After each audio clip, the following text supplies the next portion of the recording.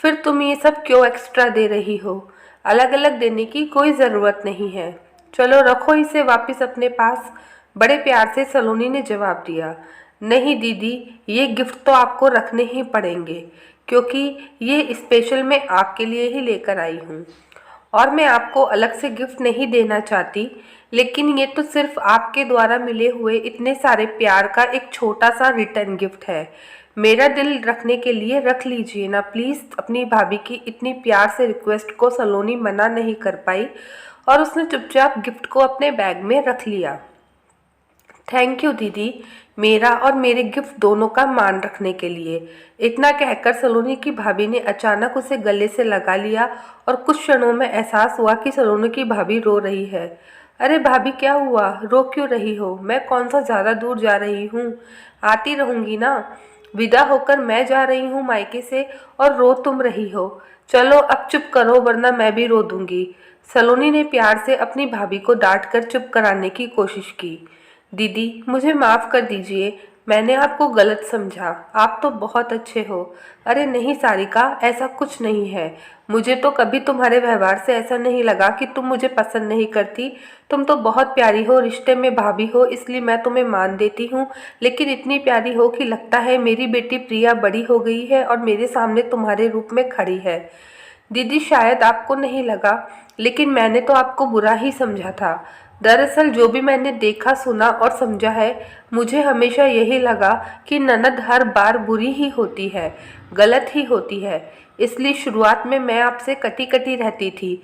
मुझे डर लगता था कि जो दीदी के साथ हुआ कहीं वैसा ही मेरे साथ ना हो जाए। लेकिन सच में आपके मधुर व्यवहार, आपके द्वारा मिले हुए प्यार और सम्मान के कारण मैं भी आपको अब सम्मान देने लगी हूँ।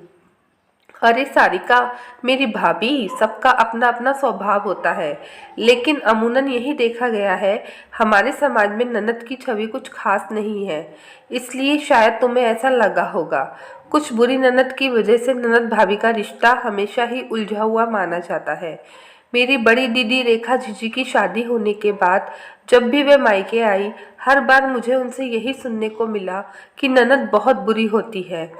उनकी ननद जब भी आती तो मायके में आकर लड़ाई झगड़े करती थी और मेरी दीदी को हर तरह से परेशान करती थी। केवल आराम करती, यहाँ तक कि खाना भी उन्हें पलंग पर चाहिए होता था। बेचारी मेरी रेखा दीदी पूरा दिन घर के काम में लगी रहती, पर उनकी ननद जरा भी मदद नहीं करवाती।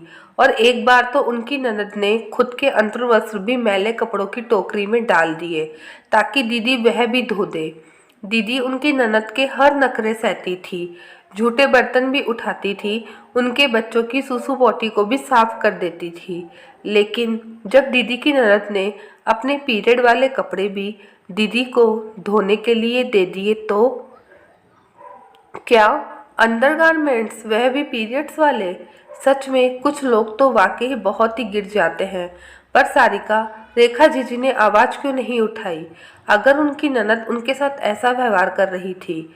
दीदी, उस दिन मेरी दीदी ने कहा था कि जीजी मैं आपके सारे कपड़े धो दूंगी, पर पीरियड्स वाले कपड़े मैं नहीं धो सकती। तब मेरी दीदी की ननद ने जवाब दिया, जब तू जापे में थी तब मेरी मम्मी ने तेरे पेटीकोट धोए थे, तो तू मेरे कपड़े कैसे नहीं धोएगी? जब भी दीदी आवाज़ उठाती तो उनकी यही सुनने को मिलता कि मैं मायके में आराम करने आती हूँ, काम नहीं।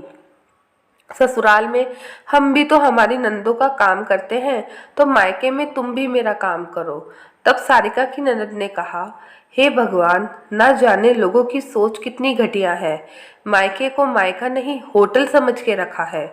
और तुम्हारे जीजा जी, वह क्या कुछ नहीं कहते? वे क्या कहते? वे जानते थे कि उनकी बहन कैसी है, इसलिए दीदी को कहते, जितने भी दिन यहाँ पर मेरी दीदी है तुम जैसे तैसे निकाल लो। लेकिन जीजा जी के लिए जितना आसान होता था ये शब्द कहना, जीजी के लिए उतना ही मुश्किल होता था ये सब करना। पल पल होती बेइज्जती और काम की वजह से कई बार वह बीमार भी हो जाती थी। लेकिन कहते हैं ना कि समय सबका आता है।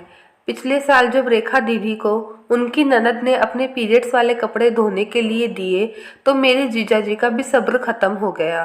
पूरे परिवार के सामने अपनी बहन की ये करतूत उजागर करते हुए जीजी को लेकर अलग किराए का मकान लेकर रहने लगे। क्योंकि इतना सब कुछ होने के बाद भी रेखा जीजी की सास की नज़रों में गलत तो मेरी दीदी ही थी। तो फिर क्या अब रेखा दीदी की सास अकेली रहती है? नहीं दीदी, अब रेखा दीदी और जियाजी अलग हो गए तो दीदी की ननद को घर और बूढ़ी माँ का ख्याल रखना पड़ा और 3 दिन में ही टिकट कटवाकर अपने शहर रवाना हो गई। मेरी दीदी की सास अकेले ही खाना पकाने और खाने लगी क्योंकि उनकी बेटी तो माँ और मायके की जिम्मेदारी सर पर आते ही भाग खड़ी हुई। अब उन्हें भी अपनी बेटी का असली चेहरा नजर आ गया और उन्होंने रेखा दीदी और जीजाजी को वापस अपने पास बुलाया और अपनी बेटी